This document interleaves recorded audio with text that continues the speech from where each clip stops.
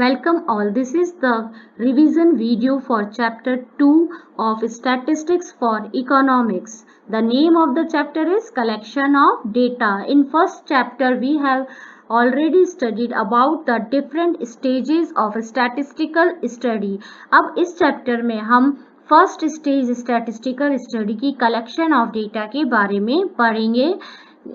It is clear to you all that statistics means data or quantitative information. वो सारी quantitative information जिससे हम कुछ meaningful conclusion निकालते हैं, those all data or quantitative facts are called statistics. Before going to main topic, you must know some terms like investigator. Investigator is the person who plans and conducts investigation, जो data collection का काम कर रहा है और इसके लिए वो एन्यूमरेटर को यूज में लेता है. एन्यूमरेटर वो पर्सन होता है जो डायरेक्टली लोगों के पास में जाकर के पर्सन टू पर्सन कांटेक्ट करके डिजायर्ड स्टैटिस्टिकल इंफॉर्मेशन कलेक्ट करता है. तो इन्वेस्टिगेटर तो वो पर्सन है जो प्लानिंग करता है और इन्वेस्टिगेशन कंडक्ट करता है इंडिपेंडेंटली या फिर with the help of others. And enumerator वो person होता है that person collects the data from the persons. And respondent, it is clear by the term the person who answers or who responds to the set of questions to the enumerator or the investigator. So there are three important persons while we collecting the data: investigator who plans, enumerator who actually collects, and respondent who responds about the information. So these are the three important terms. And one more term is survey. It is whole the process of investigation is called survey. Now next is the types of data. Sources of data. Data दो तरह के sources से हम collect करते हैं. First is the primary source and second is the secondary source. Primary source of data हम उसको कहते हैं जब हम डेटा डायरेक्टली जाकर के सोर्स ऑफ ओरिजिन से कलेक्ट करते हैं. लाइक मुझे अगर सर्वे करना है, मुझे फार्मर्स का सर्वे करना है, तो मैं फार्मर टू फार्मर जाऊं खुद और वहां जाकर के उनसे क्वेश्चन पूछूं और डेटा कलेक्ट करूं. That kind of data, that kind of source of data is called primary source. ये फर्स्ट हैंड इंफॉर्मेशन होती है and it is related to the source of origin. Next is the secondary sources of data. ये वो sources of data होते हैं जो कि पहले से इन्होंने, ये कोई एजेंसी है या कोई इंस्टीट्यूशन है जिसने पहले से ही डेटा कलेक्ट कर रखे हैं अपने किसी और पर्पस के लिए, और हमने वहां जाकर के उन सोर्सेज से वो डेटा कलेक्ट किए हैं. Then this is called the secondary sources of data. ये second hand sources of data कहलाते हैं. फर्स्ट हैंड इंफॉर्मेशन हमें नहीं प्रोवाइड करते हैं. क्यों? क्योंकि फर्स्ट हैंड तो प्राइमरी डेटा दे रहे हैं और सेकेंडरी सोर्सेज कौन से हैं? सेकेंडरी सोर्सेज हैं कोई एजेंसी या रिलायबल इंस्टीट्यूशन जिससे हम डेटा कलेक्ट कर रहे हैं. Now next is the types of data. Data is also of two types. First is primary data. जो डेटा प्राइमरी सोर्सेज से कलेक्ट किए जा रहे हैं, इन्वेस्टिगेटर खुद जाकर के अपने स्टडी के पर्पस को ध्यान में रख करके डेटा जो कलेक्ट कर रहा है, those are called primary data. These are original data. And the second is the secondary data.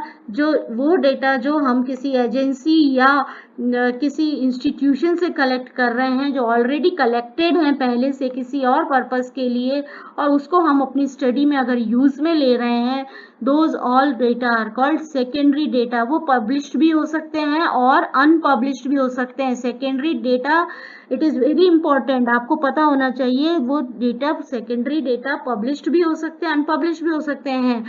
अगर किसी इंस्टीट्यूशन ने न्यूज़पेपर वगैरह में पब्लिश कर दिए, then those are called published data. And if any institution have not published their data, that is called unpublished data. So these are of two types: secondary data, published and unpublished. And these are not original because these are collected by any other organization. There are some differences given. We already have read.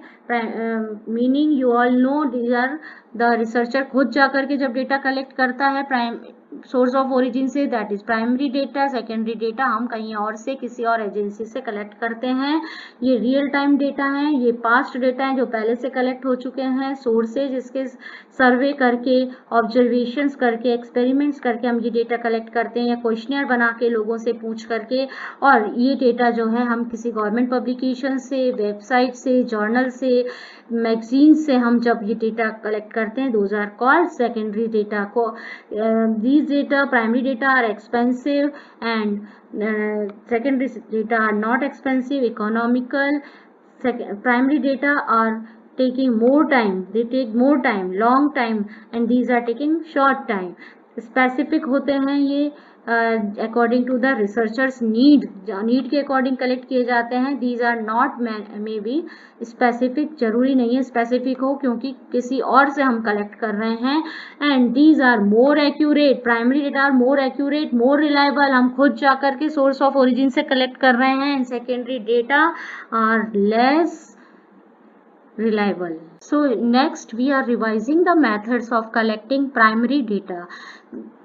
Primary data collection के 4 methods हैं. First is direct personal investigation. In this, investigator directly जाता है और respondent से directly question पूछ करके data collect करता है। तो पर्सनली कांटेक्ट करके जब डेटा कलेक्ट किए जाते हैं, that method is called direct personal investigation. It is suitable when investigation area is not very large. जब लार्ज एरिया नहीं है, then at that time it is suitable. And also when we don't need, when we need the original data and accurate data, तब ये जो method है, this is very suitable. So next is the merits are original होते हैं ये data and accurate होते हैं, क्योंकि हमने डायरेक्टली उस पर्सन के पास जाके डेटा कलेक्ट किए हैं. रिलायबिलिटी इनकी ज़्यादा होगी, यूनिफॉर्मिटी होगी, बिकॉज इन्वेस्टिगेटर हिमसेल्फ जब डेटा कलेक्शन कर रहा है तो एक यूनिफॉर्म वे में करेगा और वो इजी टू कंपैरिजन होंगे. एंड रिलेटेड इंफॉर्मेशन जो भी हमें चाहिए वो भी हम इसमें पूछ सकते हैं, क्योंकि पर्सनली कांटेक्ट करके डेटा कलेक्ट किया जा रहा है. And also these are elastic, हम क्वेश्चंस को डायरेक्ट नहीं पूछ के इनडायरेक्ट वे में पूछ सकते हैं. कैसे भी, जैसा भी एडजस्टमेंट रिक्वायर्ड है हम उस समय कर सकते हैं, क्योंकि इन्वेस्टिगेटर इसमें डायरेक्टली पर्सन से कांटेक्ट करके अपने क्वेश्चंस पूछ रहा है और डायरेक्ट कांटेक्ट करके डेटा कलेक्शन कर रहा है. So these are the merits and demerits are, it is difficult to cover wide areas. ज़्यादा बड़ा एरिया है तो वहाँ पे पर्सनली कांटेक्ट करके लोगों से इंफॉर्मेशन कलेक्ट करना बहुत मुश्किल होता है. So it is very difficult when area of study is very wide. बहुत बड़ा एरिया है तो ये नहीं पॉसिबल होता है. एंड पर्सनल बायसनेस हो सकती है किसी भी कारण से. इन्वेस्टिगेटर जो है, क्योंकि खुद डेटा कलेक्ट कर रहा है, तो मे बी कभी वो बायसनेस भी वहाँ पे शो कर सकता है. बायस मीन्स किसी एक का फेवर करना विदाउट एनी रीजन. जब हम किसी का फेवर करते हैं या पार्शियलिटी करते हैं, that is called biasness. Costly method है, क्योंकि पर्सन टू पर्सन हम इसमें लोगों को कांटेक्ट कर रहे हैं. It is expensive in time, money and effort. Time भी ज़्यादा लग रहा है, मनी भी ज़्यादा खर्च हो रही है और एफर्ट्स भी ज़्यादा लग रहे हैं. And next is the limited coverage. Due to small area of investigation, results are less representative which may lead to wrong conclusion.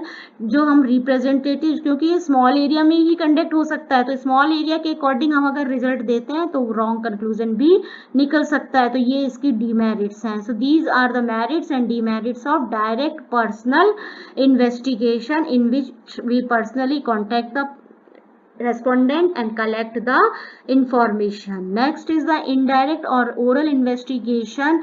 It is the method in which we collect information from the person regarding whom the information is needed.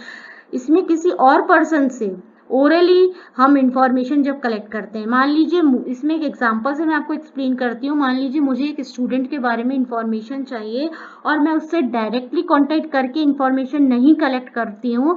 मैं उसके friend को बुलाती हूँ, उसके best friend को, और वो उसके बारे में सब कुछ जानता है और मैं उससे उसके बारे में जब इंफॉर्मेशन लेती हूँ, that is called indirect oral investigation. तो किसी और पर्सन से जब डेटा कलेक्ट किए जाते हैं पर्टिकुलर पर्सन के बारे में, then that method is called indirect oral investigation.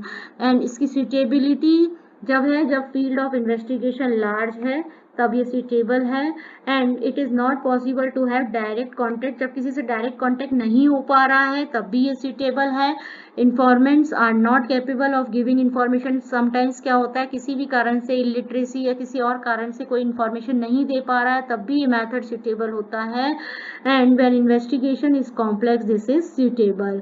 Wide coverage इसमें किया जा सकता है, वाइड एरिया को कवर किया जा सकता है। लेस एक्सपेंसिव है क्योंकि एक पर्सन से हम बहुत सारे लोगों के बारे में भी इंफॉर्मेशन कलेक्ट कर सकते हैं। बायसनेस कम होती है इसमें क्योंकि इन्वेस्टिगेटर जो है वो एक पर्सन से जो भी इंफॉर्मेशन ले रहा है उसी को रिलायबल मानता है। सिंपल है method, very simple. And experts opinion जो है इसमें ली जा सकती है। Using this method investigator can seek opinion of experts and thereby can make information more reliable. किसी और से डिस्कस करके इसमें इंफॉर्मेशन को मोर रिलायबल बनाई जा सकती है। Next is the demerits. Demerits are less accurate होगा क्योंकि डायरेक्ट पर्सनल कांटेक्ट में तो हम डायरेक्टली कांटेक्ट कर रहे हैं, यहाँ पे किसी और के थ्रू हम जब इंफॉर्मेशन ले रहे हैं मे बी वो एक्यूरेट ना दे इंफॉर्मेशन। नेक्स्ट बायसनेस हो सकती है, जो इंफॉर्मेशन हमें दे रहा है वो पर्सन खुद भी बायस हो सकता है तो उसकी बायसनेस यहाँ पर इंक्लूड हो सकती है और इसके कारण डाउटफुल कंक्लूजन यहाँ पे बना रहता है। So this is all about the two methods of primary data collection.